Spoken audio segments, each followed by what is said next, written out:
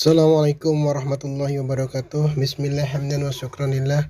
Salatu wassalamu ala rasulillah la la wa la quwata illa billah.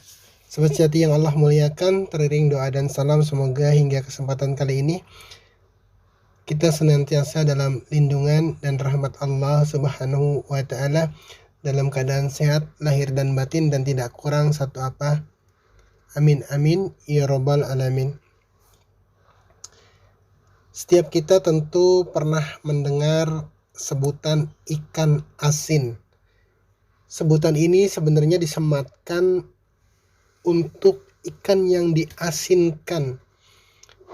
Ikan pada dasarnya tidak ada yang asin, bahkan ikan laut yang tinggal di lautan dengan kadar dan intensitas garam yang paling asin sekalipun tidak asin ketika ikan itu hidup.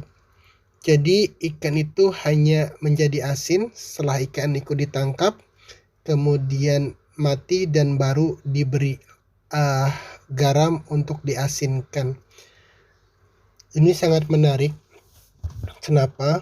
Karena kata kunci yang tadi saya sebutkan bahwa ikan hidup di air manapun, baik itu di air tawar maupun di air laut yang asin, tidak lantas asin hanya karena airnya asin.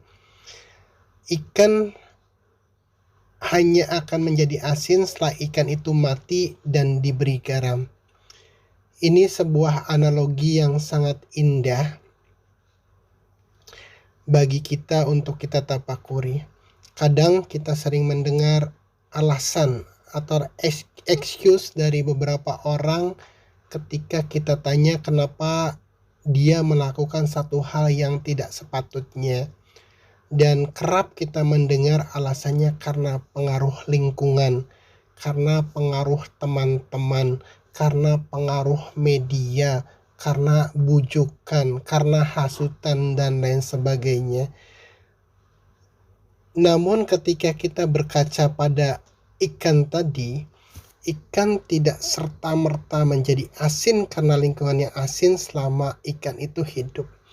Kita pun ketika hati kita hidup, terlepas kita tinggal di lingkungan yang kurang baik, terlepas dari kita berteman dengan orang yang kurang baik, terlepas kita kemudian bersosialisasi dengan orang-orang yang dalam tanda kutip tidak baik, selama hati kitanya hidup, selama hati kitanya kemudian peka, selama hati kitanya kemudian bisa memilah dan memilih, maka pengaruh lingkungan itu kalaupun ada tidak akan lantas kemudian membuat kita larut ke dalam lingkungan yang kurang baik, pergaulan yang kurang bagus dan lain sebagainya. Jadi intinya adalah ada bagaimana kitanya. Bahkan kadang ketika kita tinggal di lingkungan yang sangat baik sekalipun, lingkungan yang sangat agamis sekalipun, lingkungan yang sangat rapih, yang komunitasnya komunitas orang-orang terdidik, orang-orang terpelajar, bahkan orang-orang yang sangat paham agama, tapi ketika kitanya sendiri, hati kitanya sendiri tidak baik atau dalam keadaan mati, maka kondisi yang baik ini, orang-orang yang penuh dengan paham-paham agama yang bagus, penuh dengan strata sosial yang tinggi, penuh dengan keramah tamahan dan lain sebagainya, tidak lantas kemudian serta-merta menjadikan kita orang baik kalau hati kitanya mati. Jadi kuncinya adalah bagaimana kitanya, terlepas kita tinggal di mana, terlepas kita bergaul dengan siapa, selama hati kitanya baik, maka insya Allah kita akan terproteksi dari lingkungan yang tidak baik, pengaruh teman yang kurang bagus. Pun ketika kita tinggal di lingkungan yang baik, maka insya Allah kita akan bertambah baik. Jadi dari ikan asin ini ternyata ada sebuah hikmah dan pelajaran yang luar biasa bagi kita, bahwa menghidupkan hati kita adalah sesuatu yang harus kita lakukan terus-menerus, karena pengaruh lingkungan, pengaruh sosial, pengaruh teman itu memang sebuah keniscayaan yang pasti ada selama kita hidup, selama kita bersosialisasi, selama kita kemudian menjadi bagian dari komunitas atau masyarakat tertentu. Lalu bagaimana kemudian agar hati kita senantiasa hidup dan bisa menjadi filter bagi kita dari pengaruh lingkungan, pengaruh teman, dan lain sebagainya. Hati kita itu kadang kalaupun tidak mati tapi terbebani dengan banyaknya beban-beban kehidupan yang sebenarnya kita konsumsi sendiri, kita adopsi sendiri. Jadi hati kita ini menanggung beban yang sangat berat dari pikiran kita yang sedang kacau, yang sedang kalut, yang dipenuhi kebencian, yang dipenuhi kemarahan, yang dipenuhi keinginan-keinginan yang kadang irasional, yang kadang-kadang melampaui batas, yang kadang-kadang berlebihan, yang kadang-kadang tidak masuk akal. Bahkan kita tahu strata sosial kita di mana, kita tahu pendapatan kita berapa, tapi kadang angan kita itu berpuluh kali lipat dari kemampuan kita. Itulah yang kemudian menjadikan beban yang sangat berat bagi hati kita, karena dibebani oleh keinginan-keinginan yang bersumber dari pikiran kita yang kita serap melalui indera kita, baik itu lewat pendengaran, lewat penglihatan, atau lewat pergaulan dan lain sebagainya. Contoh realnya ketika kita mendengar teman kita yang dulu seperjuangan dengan kita, yang kuliahnya bareng-bareng, merangkak bekerja bareng-bareng, tapi tiba-tiba teman kita mendengar bahwa si teman tersebut sudah menjadi orang kaya raya, mobilnya sekian banyak, hartanya berlimpah, rumahnya bagus.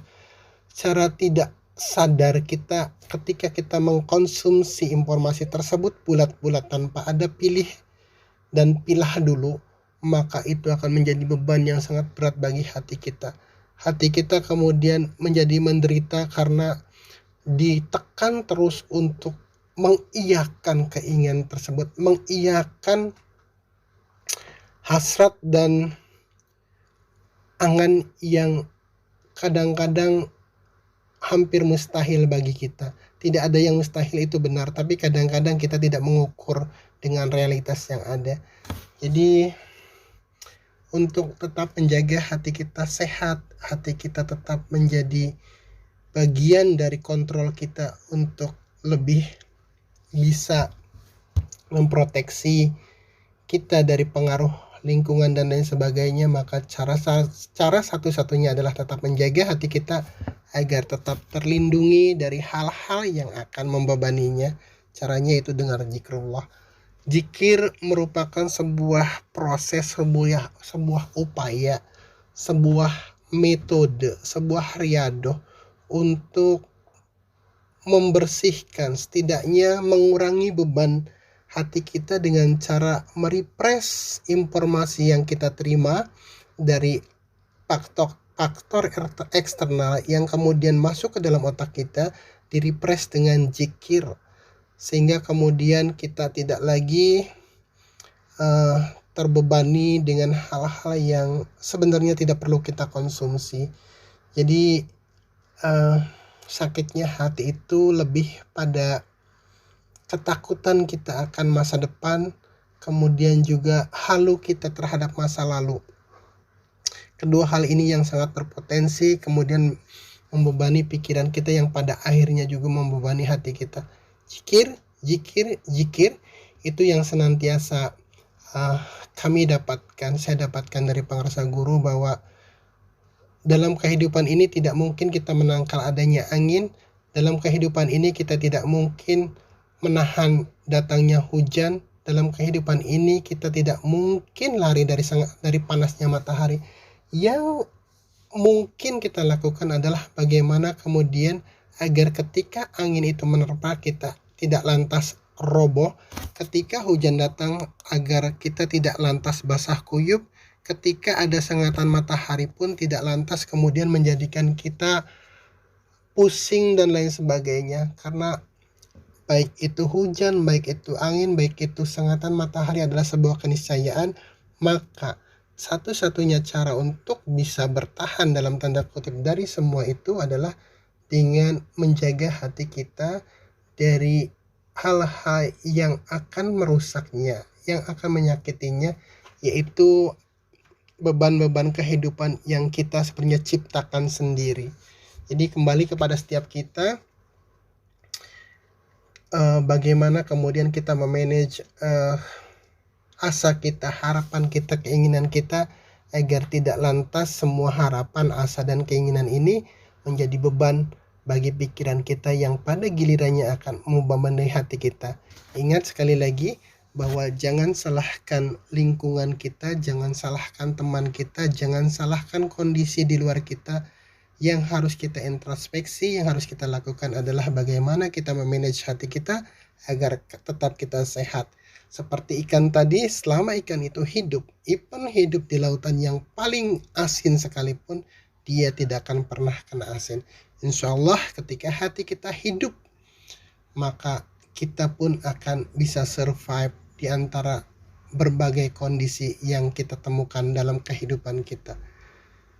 Billahi taufiq wal hidayah. Wassalamualaikum warahmatullahi wabarakatuh.